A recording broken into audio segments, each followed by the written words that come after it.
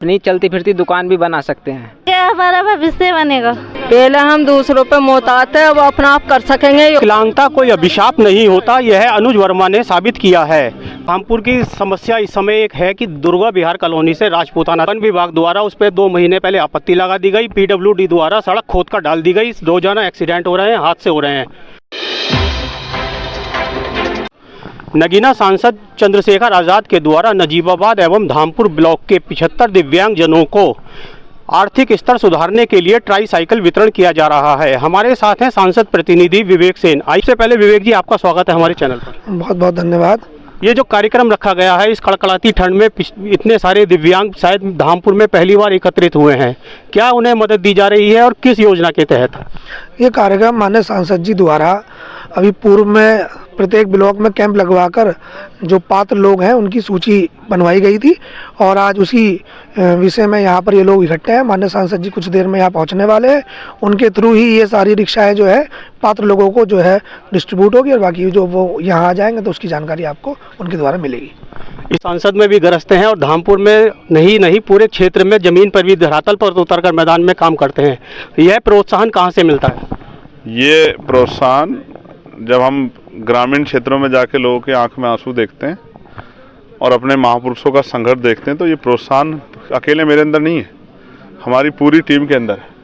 हमारे एक एक साथी के अंदर ये भावना है कि इस लोकतांत्रिक व्यवस्था में हम लोग शक्ति इसलिए हासिल करें कि हम लोगों की मदद कर सकें, उनके आंसू पूछ सकें, किसी की आवाज़ बन सकें, किसी का सहारा बन सके। और ये हमारा कर्तव्य है, लोगों ने इसलिए हमें वोट दिया।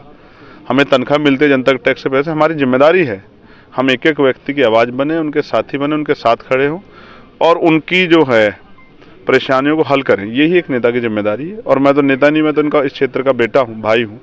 अपनी रिस्पॉन्सिबिलिटी को, अपनी जिम्मेदारी को अदा कर रहा हूँ और जब तक जीवन है करता रहूँगा। आपके उठाए गए सवाल जनता से जुड़े होते हैं, जनता की सुविधा के लिए होते हैं, जिन्हें सत्ताधारी जो सरकार चल रही है वो भी नहीं नकार पाती है। ऐसा क्या कारण? देखिए, मैंने नगीना का जो टोल है जी, आप महसूस करके देखो। मैं दोनों मंत्रियों के पास गया, वहाँ एक फाटक है, उस फाटक पे अक्सर जाम लग जाता है जब फाटक बंद होता है। अच्छा सोचिए, किसी के परिवार में कोई तकलीफ हुई हो, कोई परेशान हो, कोई बीमार हो, इमरजेंसी कोई ले जाना चाहता हो, कहाँ ले जाएगा? जैसे निकलेगा टोल आ जाएगा। टोल पे अगर जाम हो गया तो फिर ये जो 2, 4, 5 मिनट खर्च हो, कैसे उसका जीवन बचेगा? हम जीवन को प्रायोरिटी देते हैं तो वहाँ इमरजेंसी लाइन भी नहीं बनी हुई है।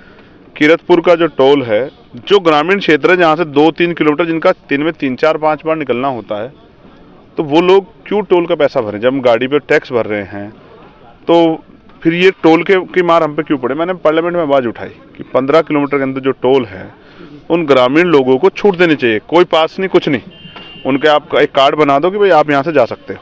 इसी तरह से जो रेलवे के ओवर ब्रिज और अंडर ब्रिज हमारे यहाँ रुके पड़े, मैं 4-4 बार मंत्री जी के यहाँ गया जाकर कि सर आप मेरे यहाँ का काम कराइए, चाहे वो कालाखेड़ी जो शुरू करवा दिया हमने काम, कोई भी ऐसी जहाँ ओवर ब्रिज, शिवरा का हो, चाहे कीरतपुर का हो, चाहे नेटौर का हो या नगीना का हो या धामपुर में 2-2 जगह, एक जगह हम रहते हैं जहाँ दूसरी तरफ जो नेटौर वाली रोड है, 2-2 जगह पे इसकी परेशानी आती है हमारे सामने। तो हमारी जिम्मेदारी है कि हम अपने क्षेत्र में विकास कार्य कराएं। जो टूटी हुई सड़कें, उसके लिए मैंने लगातार उत्तर प्रदेश सरकार को भी और केंद्र सरकार को भी लिखा, किसानों की फसलों के दाम के लिए लिखा, उद्योग धंधों के लिए मैंने प्राइवेट मेंबर बिल लाया कि हमारे यहाँ एम्स बने। अगर आपने देखा एम्स बने, आप समझिए एम्स की मांग कितनी पुरानी इस क्षेत्र की। जब वैसे बात नहीं बनी तो मैं बिल लेके आया। मैंने ये बात मंत्री से कही कि क्या मेरे क्षेत्र के लोगों को बीमार होने पे या इमरजेंसी के समय अच्छे स्वास्थ्य लाभ की आवश्यकता के लिए एम्स की जरूरत है या नहीं है? उन पर जवाब नहीं था। तो मैं तो कोशिश कर रहा हूँ कि क्षेत्र में उद्योग धंधे लगें, जो यहाँ के नौजवान को रोजगार मिले। कितना हमारे लोग जो हैं पलायन करके दूसरे प्रदेशों में जाकर काम करते हैं, ये बंद होना चाहिए।